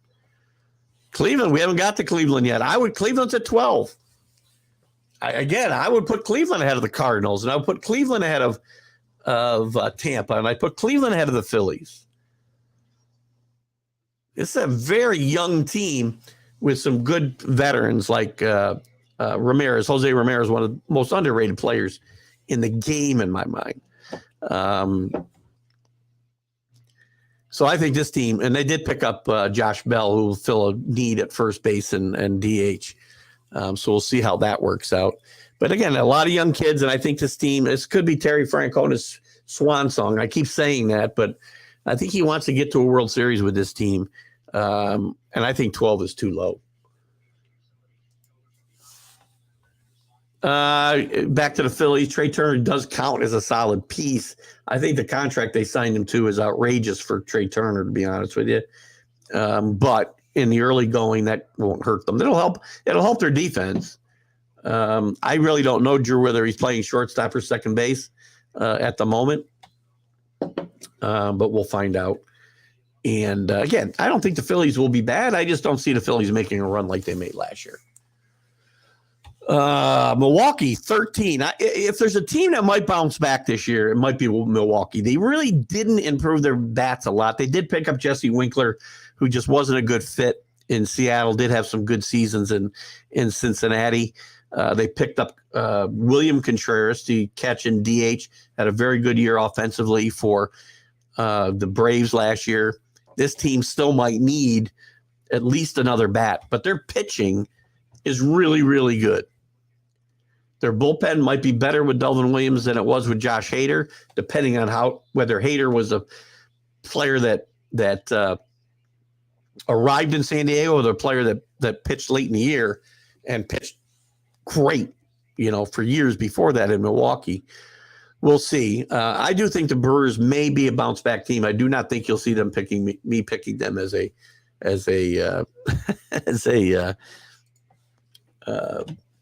World Series contender, as they did last year. Shortstop for Trey Turner. Talk about relying on kids. The Brewers are all in on that, except for Yelich, of course. Yelich, they keep waiting for Yelich to turn back the clock. It's probably not going to happen. I like some of the kids that the Brewers are going with, and I like that pitching staff and that bullpen a lot. That's why I like them. The Twins, I don't know. They re-signed Correa. They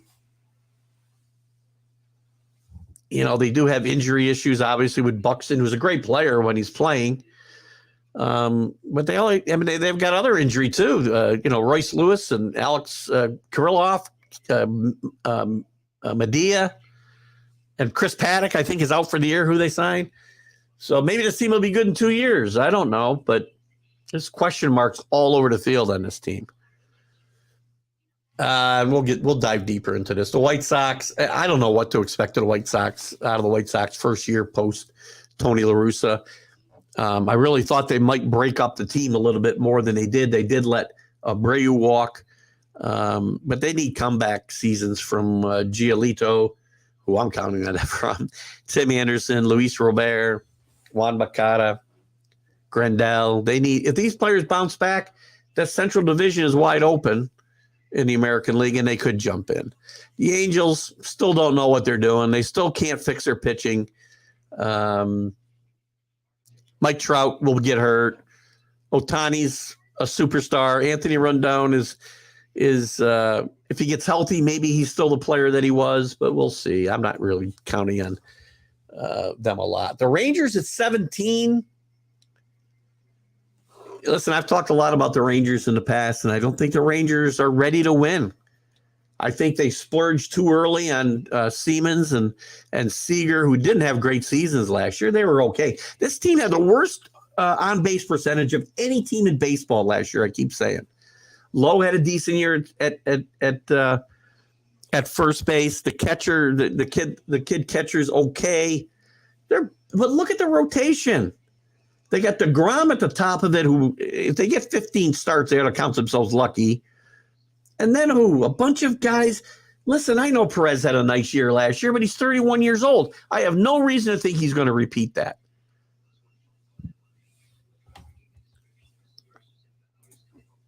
God. The other guys on this team, the other pitchers, Nathan Eovaldi is number 2. Andrew Haney. How do guys get excited over Andrew Haney? How? What gives anybody – his ERA was good last year.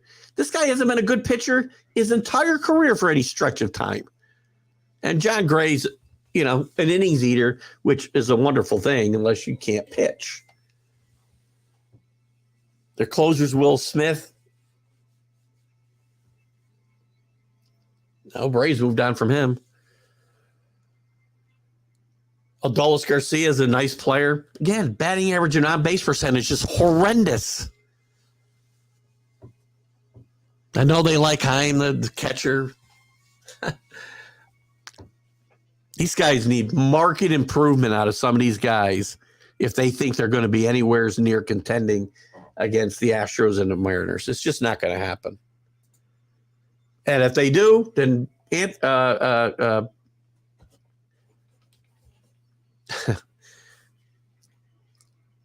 who am I talking to? Oh, God. Ranger fans, I will. Alan Perales, mostly, I'll apologize if I'm wrong. You know that I'm very good at apologizing when I'm wrong. I don't know how much I can get excited about this team, though, Drew. Let's take a quick look. Take a quick look at the Angels. And again, Drew and I will dive into this much more in depth. We're not going to get to much NFL, and I really don't care. Let's look at their starting rotation, the Angels. Ohtani, we know is good. Tyler Anderson, Boy, I can't get excited about Sandoval. I can't get excited about Detmers. I can't get that excited about Suarez. We'll see. I mean, again, some unknown quantities here, some known quantities. I just can't get excited. I can't even get excited about the lineup. Brandon Drury had a good first half last year, bad second half. And then before that, he was barely in baseball for a couple of years. So, there's a lot of unknowns here. Hunter Renfroe and Ohtani are good offensive players. Obviously, Mike Trout, when he's healthy, is one of the best players in baseball. I just don't know if this team is ready to win.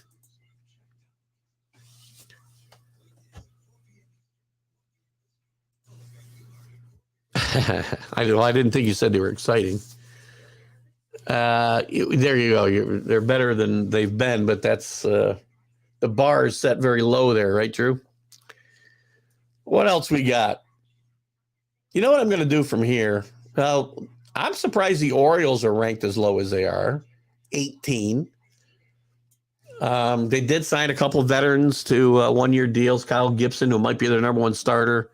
Adam Frazier, who's had some good years, mostly with Pittsburgh, playing all over the place. Never really lived up to the hype once he got traded to San Diego and then later went to Seattle. We certainly like Rushman a lot. Probably going to be in a conversation for best catchers in baseball now. And they got Gunnar Henderson ready to be a contender for the Rookie of the Year. So there's some talent on this team, and I think it's better than 18. Red Sox at 19, I don't see it. I see the Red Sox as one of the worst teams in baseball. Arizona might be better than we think. There's a lot of talented young players. Corbin Carroll, Jake McCarthy, Perdomo, Marino. It's all going to depend on how they improve. You know, they signed a couple decent veteran pieces, and Lourdes Gurriel, Kyle Lewis, Evan Longoria. You know, can they contend? I don't think they're ready to contend, but they had some good streaks last year and showed that they can make improvement. The Cubs, I don't know what the Cubs are doing. 21 might be generous for this team. I mean, signing Dansby Swanson, good move. Playing some of the kids that they're going to play, like Nick Horner, will give them some solid defense and a little bit of offense. But you really think Eric Hosmer and Cody Bellinger are going to turn back the clock and be MVP candidates? Trey Mancini, great story. I don't see it happening. The Giants, I think, will be, maybe around 500. Again, are they going to be able to turn it on like they did 2 years ago when everything clicked? All of their platoons worked. All the reclamation projects and the pitching staff worked. No. When your best offensive players are Michael Conforto, who hasn't played in a year, 2 years almost, Mitch Haniger, nice power on Mitch Haniger, but not much else. This team's not going to contend in the West. The Marlins, did they improve? They had 93 losses last year, which is their best showing in like 6 years, 7 or 5 or 6 years. But that's progress. Is adding Segura and Cueto and God, the strikeout machine. Who's the strikeout machine there? The infielder, Suarez. Now, they could have a dominant rotation with Alcantara and, full seasons from Luzardo and Cabrera. Maybe a bounce back from Trevor Rogers. This could be a really good staff, but where are the runs going to come from?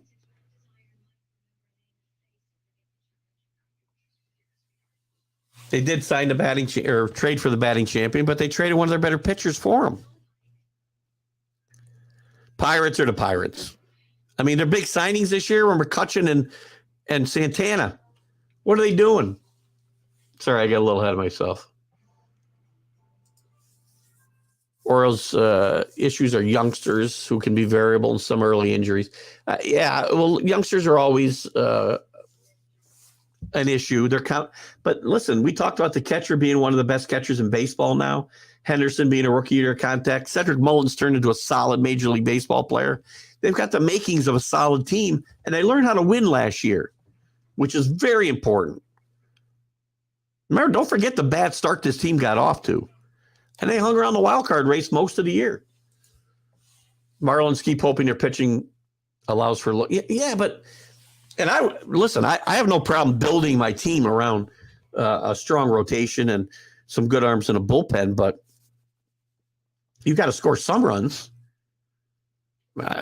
How's this team score 4 runs a game? I just don't see how they do it. The Royals, another team, they bring in veterans. They re-signed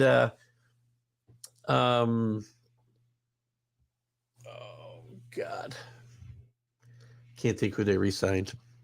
Oh, they signed Chapman. That's all you need to know. Jordan Lyles, they signed. Ryan Yarborough. You know, there's no reason to get excited here. You know, if this team gets to 500, it would be really good. 2 hole-in-ones at the Sawgrass this week. Nice. Who had them? Greinke, thank you. Jeez, I couldn't think of Greinke. I love Zach Greinke. Listen, Zach Greinke's probably going to be trade material. I think he wants to finish his career in Kansas City where he started, but he could be trade material by midseason. This team doesn't stack up very well on paper. Colorado, I didn't see where they've done anything to really improve what they've done last year.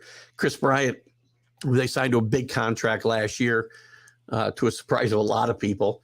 You know, he did contribute a decent production when he played, but he only played 42 games. And he's 31 years old now. Tigers, again, I'm not seeing where much of anything has improved there, and that's unfortunate. The Athletics, I think their most exciting thing the fans have to look for is where they're going to move to next year. Or not maybe next year, but in this very short term. They keep trading any good players they have. Montas is gone, and of course he's hurt. Elvis Andrus is now in Chicago. Or is he in Chicago or Kansas City? I don't remember. But a decent player, not the player that he was, but this guy could go 15-15 and have a decent batting average. You know, their big signings this year were utility guys, Diaz and Peterson. Washington, going to be bad for a while. Added some nice depth pieces like Dominic Smith, Corey Dickerson, who I like. I think Corey Dickerson's a good player who needs to play on a contending team to really be productive. You know,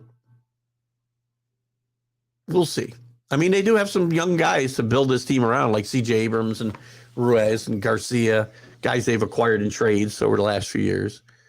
Cincinnati, again, I don't see them much better than I saw them last year. And I thought they were the worst team in baseball last year.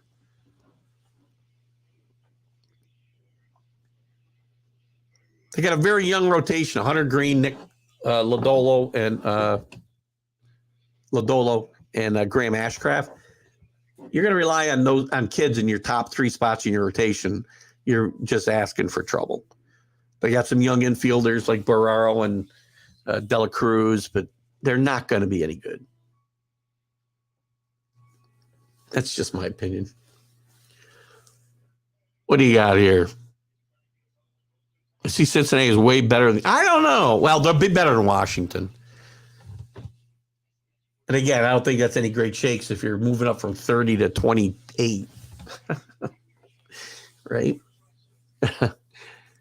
But yeah, I'm not going to argue the fact that they're better or worse, because to me, I'll lump all these 3 teams together. You know, I think the A's, I think the Rockies, I'll give the Royals a break. From 26 down, the Rockies, the Tigers, the A's, the Nationals, the Reds, none of them are going to be any good. And to say one is better than the other, if that's all the fans got to hang their hat on, man, it's going to be a long season in those cities. For sure. Andrus is playing second base for the Royals. That's what I thought. You know, he's a decent player. He'll give you some decent at-bats, some decent defense, and, you know, some veteran leadership. We'll see whether that works out or not. What else is going on in Major League Baseball we need to know about? What else is going on around the world of sports that we need to talk about? How about the NFL? We got 5 minutes left. I don't have much time. If we can go a few minutes over if we have to. Let's get into some odds and ends. Again, we want to, again, send our condolences to the families of Bud Grant, Otis Taylor, and I don't know what I'll talk about. I want to talk about the 50th anniversary. Let me put a banner. I know I don't have a banner for this, but we'll just put up odds and ends. This we just passed recently the 50th anniversary of one of the strangest trades in Major League Baseball history. And if you guys have other stuff you want to talk about, you can. But this is one that's always been near and dear to my heart. In the spring of 1973, the pitchers for the Yankees, Mike Kekich and Fritz Peterson, both left-handers, Fritz Peterson, a very underrated pitcher, just point up to his career. But they decided to swap families. They traded families. Not just wives. They didn't just trade their wives. That's how it started, right? They kind of thought, they were each with the wrong person and they should have been with the other guy's wife. So it started out as, a simple wife swap, and it became a life swap because they swapped wives, they swapped cars, they swapped houses, they swapped kids. And it was, in 1973, this was a pretty big scandal. And the Yankees weren't happy about it. Within the next year, they'd gotten rid of both of them, both traded to the Indians, and their careers were pretty much over. Peterson had one good year with the Indians and had some arm trouble, and then he kind of petered out. But this was a big story back in 1973, and a scandalous story at that time. And it didn't work out for Kekich and his new wife. They only lasted a few years and split up, and Kekich went on to have a bit of a tough life. But Peterson and his new wife stayed together and are still together today. So it worked out that one of these stories worked out. Fritz is now, unfortunately, in the throes of dementia or Alzheimer's. And I used to converse with Fritz, and I was going to have him as one of my interviews, but he progressed to the point where he wasn't able to do it. And he wrote a great book about the Horace Clarke years in New York. And if you get a chance, I would recommend reading it. But I thought it was kind of neat that this was the 50th anniversary of this story, which, again, maybe nobody else cares about, but I do. Buckley and Ra were the guys with the one holes in one. I'll start watching some golf now, Kenny, as we start getting in closer to the Masters. And these winter tournaments are just too hard for me to watch. And I don't like watching guys play 20 under par. Once the Masters gets here and we get into, actually, if I'm not mistaken, the TPC might be before that now. It might be coming up pretty soon. So anyway, Fritz Peterson, Mike Kekich kind of lost to the shadows of history. But Fritz Peterson was a really good pitcher. Pitched in the All-Star game a couple of times. I think he won an All-Star game. Was a really good left-hander. Won 20 games one year for the Yankees. Had some other good years. Him and Mel Stottlemyre were the stalwarts of that Yankee staff when I was a kid. And again, they had some teams that weren't bad, but they could not get past the Orioles ever. I mean, they won 93 games one year and finished 20 games out of first place. So anyway, probably a better story that I enjoyed than anybody else. So with that, if you guys don't have anything else, I'm going to start to wrap it up here. We had a good time this morning talking about everything going on in college basketball, the careers of the great Bud Grant and Otis Taylor, and the Major League Baseball stuff. Watch the WBC. I can't watch the USA tonight. 10 o'clock's just too late, man. So anyway, there'll be some other good baseball on. You got exhibition baseball, which again, I know I put down, but there's some reasons to watch it when you want to watch the kids, and you might win some jobs. So we'll see. That's the tournament Players Championship. Yeah, the Players Championship is now the first major of the year in professional golf. And the Masters will be up. I still think the Masters ought to be the first major, but that's just me. Don't matter. Have a great day, Drew. Have a good one yourself. Stay warm and safe during the blizzard. I will. 1 to 2 feet coming here, guys. If you're in the Northeast, stay safe. Stay off the roads. Keith Angle for TGI Sports Talk. We'll see you Wednesday with the Sunday. Whoa, there goes the music. Where'd it go? It's coming right back. I'll see you Wednesday with the College Sports Huddle, and we'll be back next week for the Sunday Stream of Consciousness and a bunch of stuff in between. See you later.